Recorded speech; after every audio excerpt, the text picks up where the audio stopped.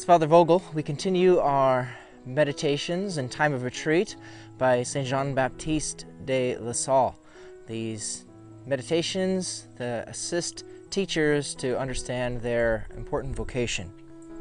So the fifth meditation, that those chosen by providence for the education of children must fulfill the functions of guardian angels for them. First point. It can be said that children at birth are like a mass of flesh. Their mind does not emerge from the matter in them except with time and becomes refined only little by little. As an unavoidable consequence, those who are ordinarily instructed in the schools are not yet able by themselves to understand easily the Christian truths and maxims. They need good guides and visible angels to help them learn these things. So, in this fifth meditation, Saint LaSalle is going to introduces here some really interesting concepts that teachers are to act as visible angels. So I'll come to that here in a second. His introductory sentence I find really interesting. He says, "It can be said that children at birth are like a mass of flesh." Well, it's kind of an interesting way to put it.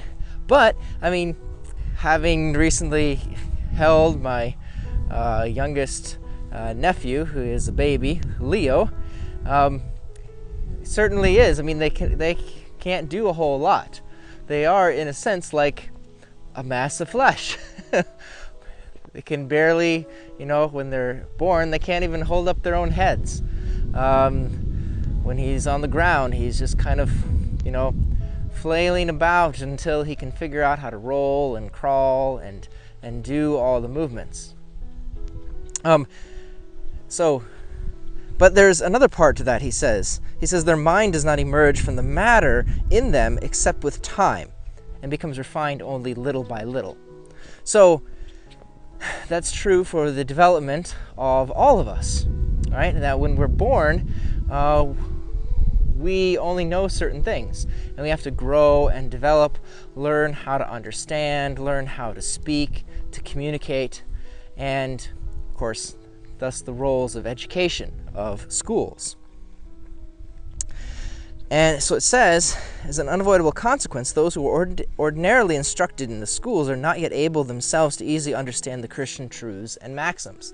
So, yes, this is an important thing to note, that the nature of Christian truths are that they're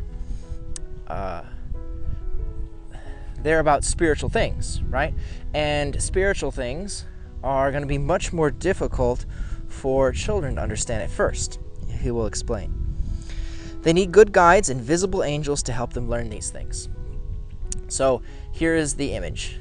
As teachers, you are going to be like visible angels to your students. So what does he mean by that?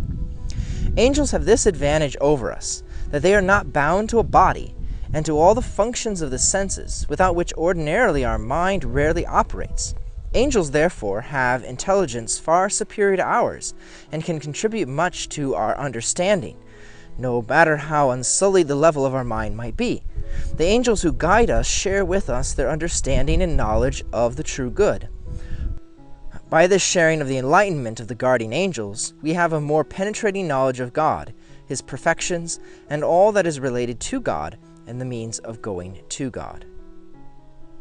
So, he points out that the angels, because they're not limited by physical nature, their spirits have a much greater knowledge. See, because of sin for us, our physical passions versus our spiritual abilities, they're not in proper order with one another anymore.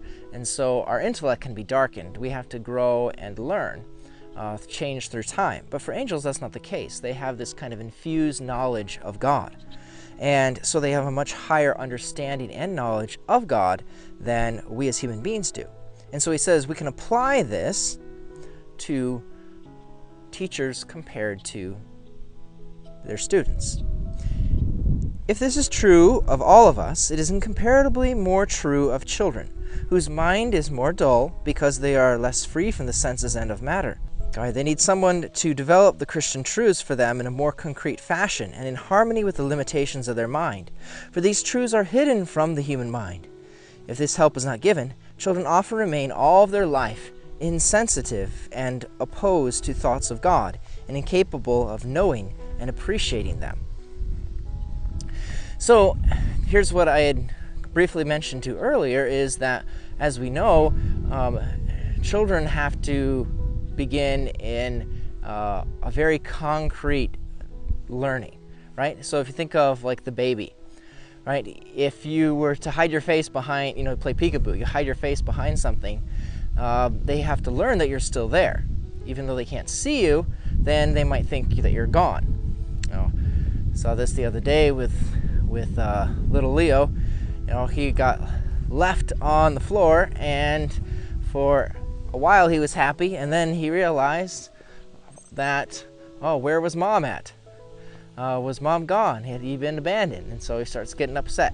So we gotta go over and pick him up and reassure him that, nope, just because you don't see us immediately in your vision doesn't mean that we're not here. So it's the same way for learning the things of the faith. They're very much spiritual realities. And so in learning spiritual realities, we have to in some way help children who are going to more easily grasp the things that they can see and experience through their senses. How do you experience spiritual realities? So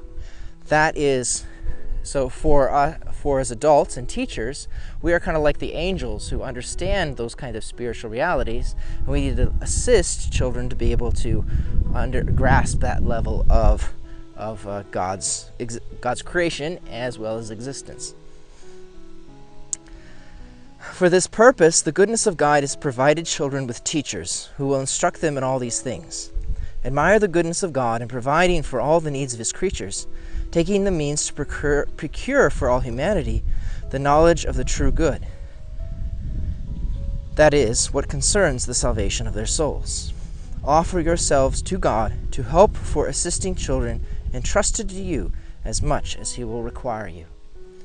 So we need to entrust ourselves to God so that we can truly develop into visible angels, helping children be able to understand the spiritual realities of God and His world. So he will continue in the next 2 points of this meditation, and then in the one after that, expanding upon this understanding of what it means for teachers to have received this vocation as visible angels. God bless.